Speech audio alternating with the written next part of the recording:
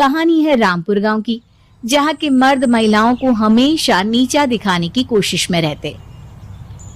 अरे अभी तक खाना नहीं आया क्या? मुझे एक और शादी करने की जरूरत है। नहीं जी नहीं, ऐसा मत करना, वरना मैं कहाँ जाऊंगी। खाना लेकर मैं अभी आई जी। गांव की पंचायत में भी फैसले हमेशा औरतों के खिलाफ ही रहते। मैं जो फैसला सुनाता हूँ वो भगवान की आज्ञा होती है। इस लड़के ने अपने मन से शादी करके अच्छा नहीं किया। लड़के को घर भेज दो और इसकी शादी इसकी जाति की किसी लड़के से करवा दो, लेकिन ये लड़के, इसे तो गांव के बाहर निकाल दो। नहीं नहीं जमींदार साहब, ये क्या बोल रहे हैं? ऐसा नहीं हो सकता। मेरी बेटी मासूम है, इसे अच्छे बुरे की समझ नहीं है। अरे कहाँ जाएगी ये बेचारी? कहाँ जाएगी? इतनी चिंता है तो पूरे परिवार का गांव निकाला कर देते हैं। बेचारे पूरे बसे बसाए परिवार को गांव छोड़ना पड़ता है। चाहे जो हो, अगर बेटियों को कंट्रोल नहीं कर सकते तो गांव में रहने का कोई मतलब नहीं है। यहाँ औरतों को दब कर रहना होगा। कोई भी अपने हिसाब से कुछ नहीं कर सकता, सब ईश्वर की मर्जी से ही होगा। तभी गांव का एक आदमी दौड़ा दौड़ा आता है। सरपंच साहब, जमींदार साहब, वो कालिया है ना, उसकी बेटी पढ़ने के लिए शहर जा रही है। अच्छा, ये कब हो गया? और कालिया की हिम्मत कैसे हो गई ऐसा करने की? लेकर आओ उसे और उसकी बेटी को। बस फिर क्या था, हाजिर हो जाते हैं कालिया और उसकी बेटी सरपंच के सामने। और कालिया, ये क्या सुनने में आ रहा है? बेटी को इंजीनियर बना रहा है तू? और ये बता, गांव में तो स्कूल नहीं है, फिर कहां से इतनी क्लास पास कर गई थी? राधा, जो कि कालिया की बेटी है, उसे लगता है कि सरपंच उसकी तारीफ कर रहे हैं।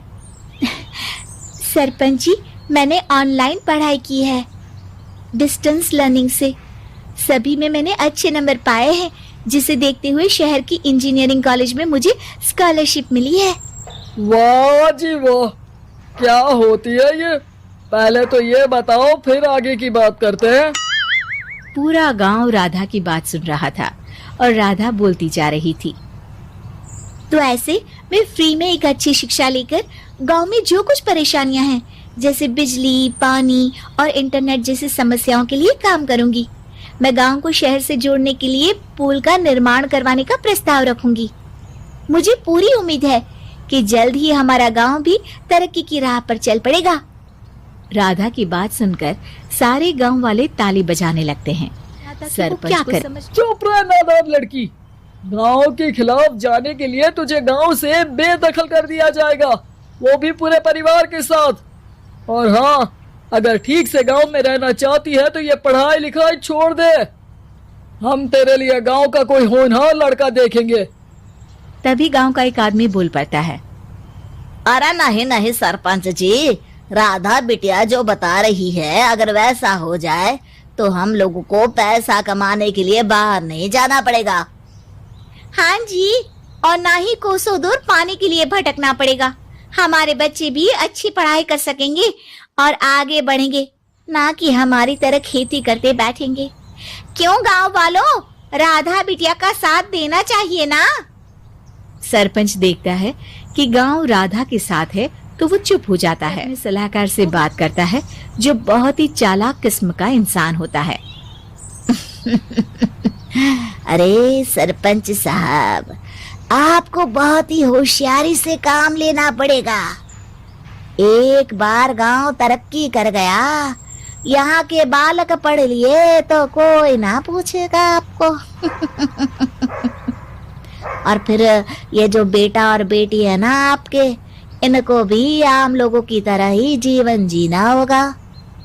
हाँ, लेकिन करे तो क्या करे? वो ना आप मुझ पर छोड़ दीजिए, बस मैं जैसा बोलूं करते जाइए। अगले रोज सुबह जब गांव वाले सोकर उठते के बाहर, और साथ ही वो लोग जिन्होंने राधा का सपोर्ट किया था, उनके घर के आगे लाल रंग से कल आऊंगी लिखा होता है। कल आऊंगी? ये क्या होता है? अरे यह तो खून से लिखा है, लगता है कोई भूत प्रेत या चुड़ैल का साया है। चलो सरपंच जी के पास चलते हैं। सभी सरपंच के पास जाकर उसे सारी बात बताते हैं। अरे ये तो बड़ी मुश्किल की बात है। चलो मैं एक बाबा को जानता हूँ, उन्हें बुला लेता हूँ। सरपंच बाबा को लेकर गांव के घर के बाहर जाता है। ओहो, तो ये वो चुड़ैल है जो उन लोगों को निशाना बनाते हैं जो गांव को बदलने का सपना देखते हैं। वो गांव को ऐसे ही है, वो नहीं चाहते कि कोई बाहरी यहाँ का कायाकल्प करे। क्या तुम लोगों में से किसी ने गांव को बदलने की सोच रखी है? तभी राधा की माँ रोते रोते आती है। मेरी राधा घर से गायब हो गई है। अरे कोई तो बचाओ, मेरी बच्ची कहाँ गई?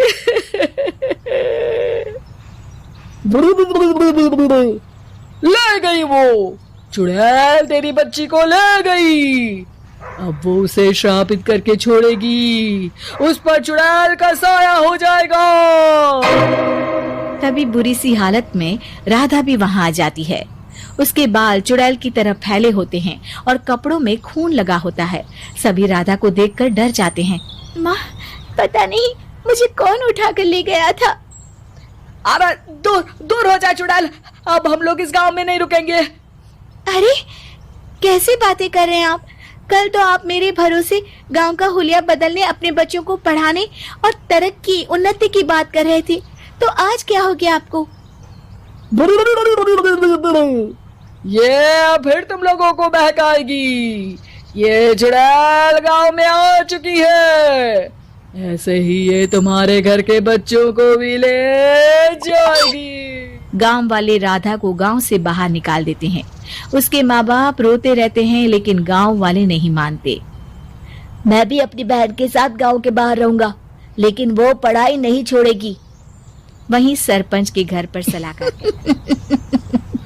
देखा, सांप भी मर गया और लाठी भी नहीं टूटी।